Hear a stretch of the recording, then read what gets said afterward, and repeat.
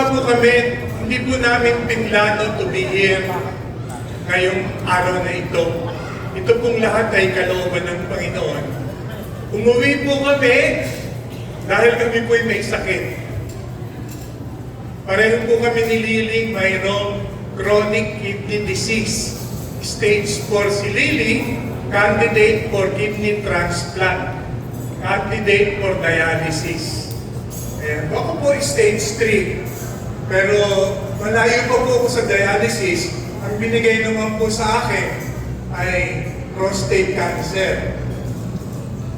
So kaming dalawa, yung naninirahan sa California, 30 minutes away from our son who petitioned us. So kami lang pong dalawa. Nung nangyari yung sunod-sunod ng pagkaka-hospital ni Lily, dinalaw kami ng anak naming bunso. Nag-usap-usap yung mga anak namin na gusto nilang alagaan kami. So, pagdalaw ng anak naming bunso, nung pagbalik niya ng Pilipinas, kasabay na po niya kaming inuwi.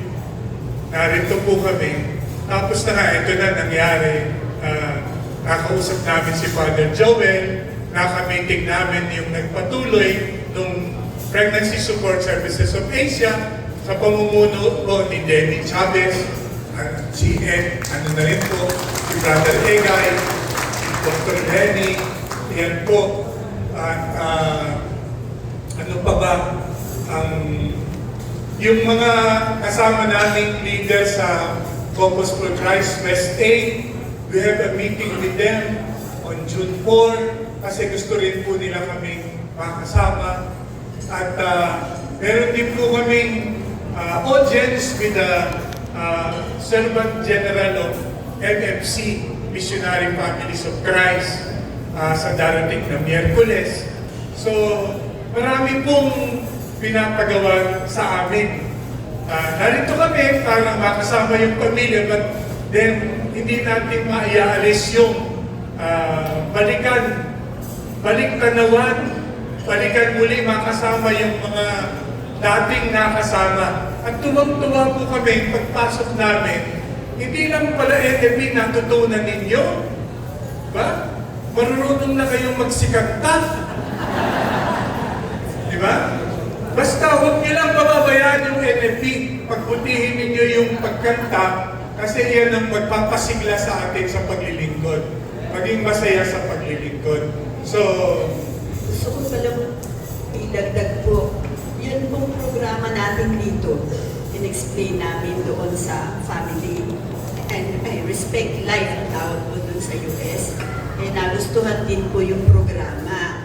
Yun po yung inuumpisahan namin ni Rene doon sa California. Pero alam niyo naman po, di ba, very pro-life ng California. Bawal magsalita tungkol sa abortion. Ano po? Kaya, inumpisahan po sana namin, hindi po namin alam kung doon kami magpapatuloy o magpapatuloy natin, inumpisahan natin ito at pagagandahin palalawingin pa. Marami po mga request, pero the spirit is willing, but the flesh is weak.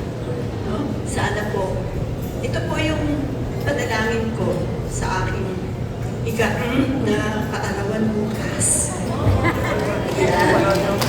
Magkaroon kami ng kalakasan, good health, so that we can continue yung ating paglilingkod sa Diyos at pagpapalawig ng pagmamahal sa buhay at hindi lang sa buhay, sa isa't isa. We all need one another. Kami po ni Rene, hinahanap namin kayo. Kami lang po dalawa palagi nang nagkikita. Nung pong na-operahan na po, March 3, kinabukasan po, sinamahan ko po siya, inoperahan din. Ako po yung nakaganon doon sa habang naghihintay sa waiting room. Kasi wala naman po kaming kasama. Pero alam ko, marami sa inyong kasama namin sa panalangin. Maraming salamat po.